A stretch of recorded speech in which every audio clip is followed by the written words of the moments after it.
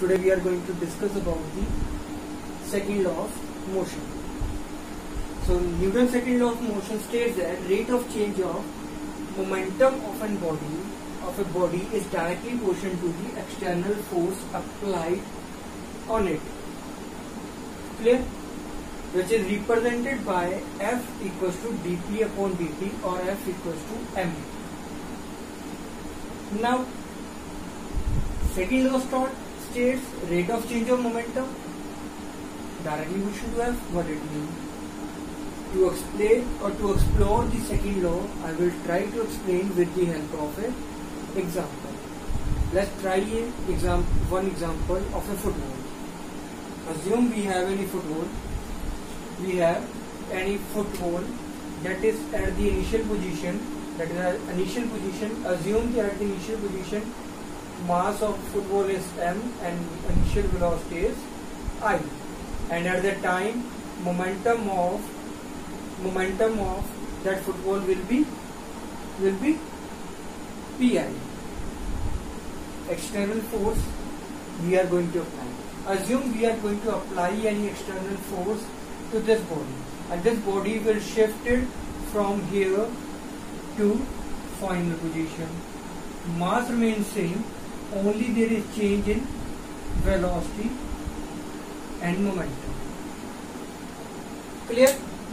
Assume we have taken any object that is a football which is at the initial position. At that time it has a mass m, velocity uy, momentum is pi. We are applying any force F.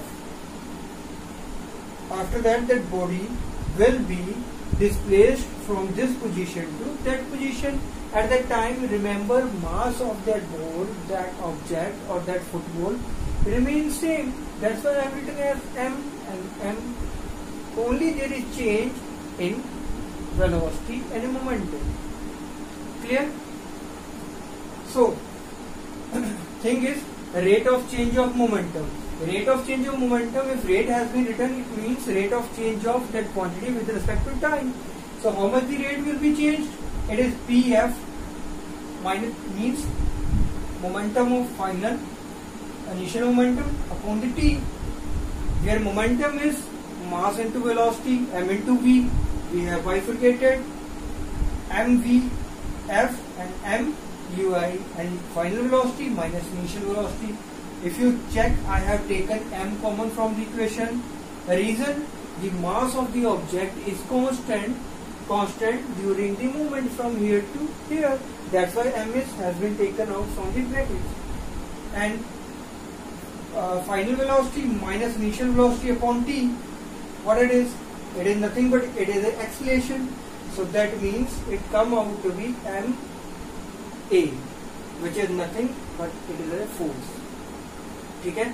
So it states that rate of change of a body, rate of change of a momentum of a body is directly proportional to the external force applied, which we have already proved. Either you can say it as a F equals to dP upon dt or F equals to mp. Second thing, if we want to represent this second law of motion in terms of a component, if I have to highlight the second law in terms of a component, so how we can represent it? So for that we need to consider if the force is applied and it produces the acceleration of A. It produces the acceleration A in terms of a component ax, ay, az, which is simply called as a magnitude of the component along x, y and z. At that time the force can be written as which is simply F equals to ma. So it can be represented as the component of A, means max, may, maz, kk.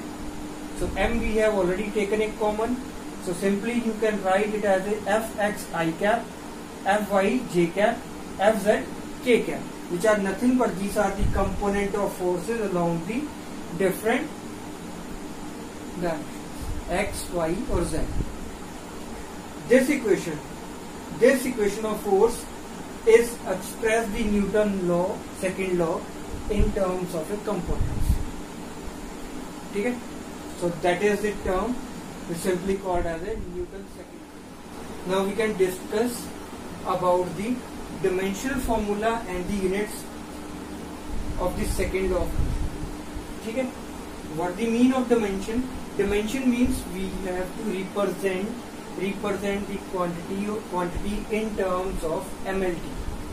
In terms of MLT, the dimension formula of F equals to MA is represented as MLT minus 2, which is standard formula or standard dimension of the force.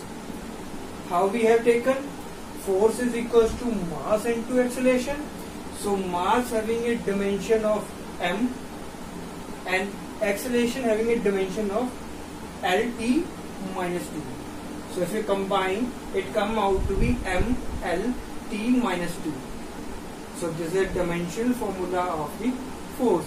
Second thing is here which we need to discuss, that is a units of the formula. Units of the force. Unit of force is basically defined in terms of a Newton, which is equals to 1 Newton is equals to the ms mass. In SI system, it come out to 1 kg. Acceleration 1 ms minus 2. Clear? In CGS system, 1 dyne is equals to 1 gram into 1 centimeter inverse. Second inverse. Centimeter S inverse. Where the correlation between Newton and dyne is come out to be 10⁵ dyne. How? 1 Newton is equals to 1 kg. 1 kg means 1000 gram. 1 meter means 100 centimeter square. So it come out with 3 and 2, which is come out with 5 gram centimeter inverse. This is nothing but this is 10⁵ dyne. So that is a correlation between Newton and the dyne in terms of a 10⁵. Hope you will understand the entire derivation regarding the Newton's second law of motion. If you like the video, please hit the subscribe button and like. Thank you very much. Have a nice day.